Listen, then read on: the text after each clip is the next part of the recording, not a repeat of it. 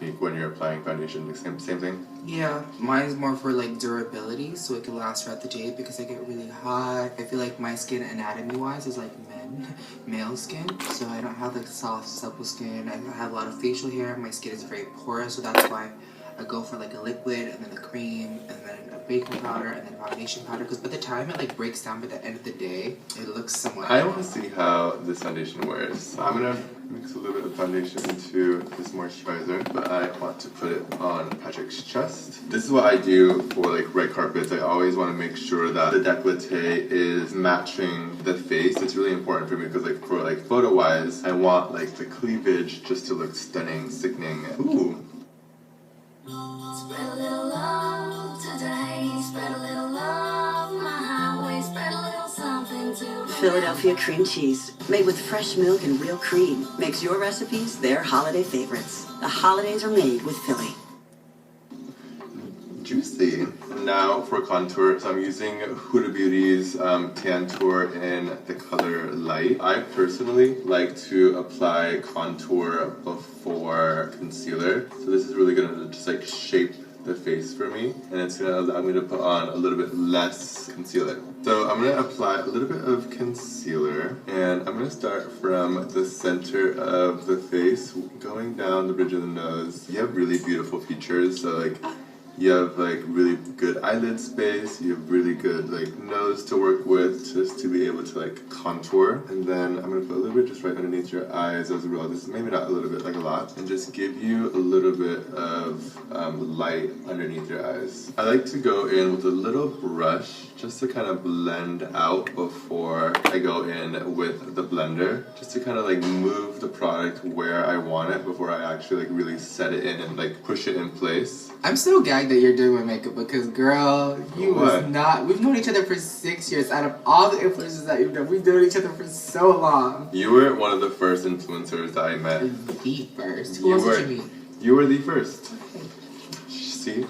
Words. Okay, so I'm going to take a little bit of this contour stick. Just contour down the sides of the nose. Do you like a really snatched nose? Very. What's the reasoning? Because I think I enhance all my features, and it's like part of the transformation. I'll do my nose, I'll enhance my cheeks, my eyes, my lips are overdrawn. I think it's just a caricature, and I like how my face allows, there's like allowance. I have a big head, and I have a big face. And I'm really inspired by drag makeup too. I notice when you do like major red carpet days, like the Oscars or the Emmys or something, you have like 4 clients back to back. Mm-hmm. Oh my god, I am stressed those days. What's the max? I think you've done like 5 before. Do you have double kits so that your assistant can go to the next place? So basically, I have like a really strong team that I'm so grateful for, and their kits are basically the same as mine. If I have 5 people that day, I have an assistant for every single client. Per client, not one assistant for the whole day. No, I have assistant. Oh, wow. Per client, so like every assistant will meet me at the location if I have like multiple locations to go to, and they will stay with the client until they need her. Just because like for me to be able to do that many people, the client has to trust me and to want to use me and to be willing to go early. When would the first client go? Like at 10? I would never do 5 clients for the same red carpet. That's just way too many. Oh, what's the max? I would do like maybe 3. Like 3 is pushing it, depending on like if the clients are friends or not. If it's a major day and you did all their makeup. Oh yeah, I love it. Like on those days, they're at A-list. On those days that I can be posting back to back to them, like I killed it today. Okay, so I'm gonna bake now, and I'm gonna use the other side of my blender, and I always like to like tap the product onto like the back of my palm, just so there's not so much product there, and then just bake right underneath the eyes. Now I'm gonna set the rest of the face with a powder, but I just started doing this just because Makeup by Ariel, I love the way his makeup looks like in person. Like it photographs well, it's so good to a camera, and I think by doing this, like I'm gonna show you guys a trick. So like there's a lot of powder going on right now, and for someone who isn't used to wearing this much powder and who wants to still like achieve that like luminosity, that glowy skin, like you can still have both, I think. And then I'm gonna go back in with my blender. I always like to do like a double push in, like push. It's gonna like eventually like just like adhere to the skin, be like one with the skin. Like, is Patrick wearing foundation? Is he not? I don't know. My skin looks so good. So I'm gonna put a little bit of powder just like right down the bridge of the nose, and this is really gonna help like accentuate. You do this on celebrities too? Yeah. Oh. I think the baking underneath, I do it on everyone.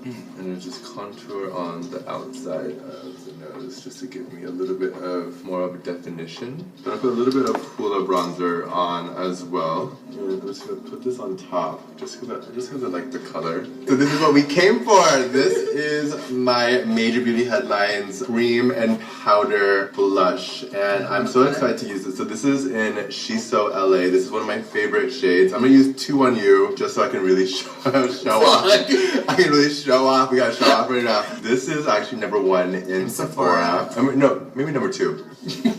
Just go like #1. I'll say #1. But It's gonna be #1. Guys, buy it. Link down below. So I really want to show you my technique about this, and I think this is gonna be very different for you. This is a really bronzy shade. So the reason why I came out with this color is because a lot of my clients are like afraid of blush, and I am such a blush fan. A lot of my clients just want to look like snatched. This is gonna make you look snatched, but also just like give you a little bit of color, a little bit of life. Oh my god, that looks really gorgeous on you. And then I'm gonna take one more shade. I'm gonna use Do We Know Her? And the reason why I named this coral shade Do We Know Her is because I think whenever I see like coral blushes or when I see like tropical colors, I see Orlando, Florida. I mean,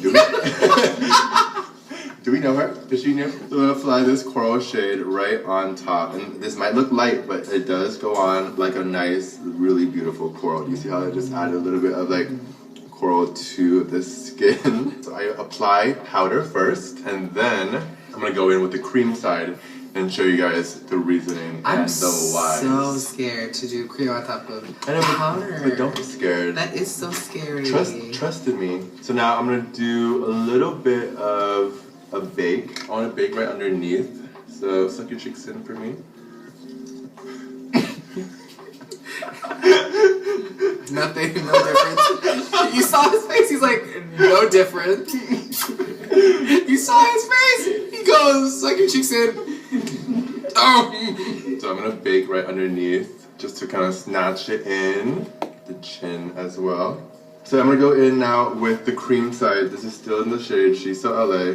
Take a little bit onto the back of my palm and put it right on top. The reason why I do this is because I like to bring the glow back to the face. And then I'm gonna go in with a little bit of She's So LA and just like pop it into the crease. Whatever blush I use, I always like to like put it like a little bit just like right into the crease to kind of marry the two colors together. Before I do the brows and the lip, I'm just gonna set the face. This is in